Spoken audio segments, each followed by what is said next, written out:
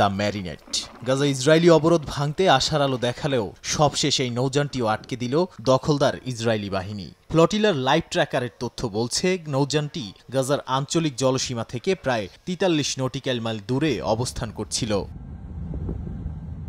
সাংবাদিক, মানবাধিকার কর্মী ও চিকিৎসকদের নিয়ে ফ্রিডম ফ্লোটিলা কোয়ালিশন এবং থাউজেন্ডস ম্যাডলিন টু গাজা নামে দুটি সংস্থার যৌথ উদ্যোগে ইতালির সিসিলি থেকে ছেড়ে গাজা অভিমুখে চলছে অন্তত 10টি জাহাজের বহর। এর মধ্যে কনসাইন্স নামের একটি জাহাজে রয়েছেন বাংলাদেশি অধিকার কর্মী ও প্রখ্যাত আলোকচিত্রী শহীদুল আলম।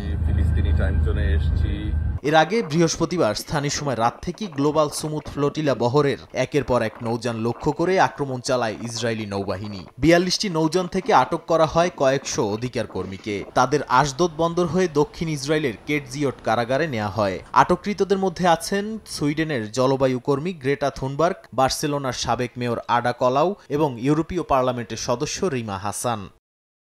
আটকের পরে ইসরায়েলি পররাষ্ট্র মন্ত্রণালয় জানায়, নৌবহরের যাত্রীদের ইউরোপে পাঠানো হবে। অধিকার কর্মীদের সাধারণত কয়েকদিনের মধ্যেই ফেরত পাঠানো হয়। অতীতে দীর্ঘমেয়াদে কারাগারে রাখার ইতিহাস না থাকলেও এবার ইসরায়েলের কট্টরপন্থী নেতারা বলছে, যারা বারবার এমন পদক্ষেপে অংশ নিচ্ছে তাদের দীর্ঘদিন আটকে রাখা যেতে পারে।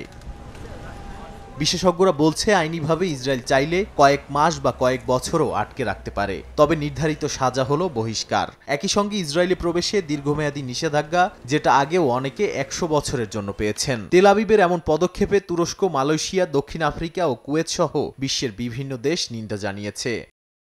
নাদিম মারজান, সময় সংবাদ।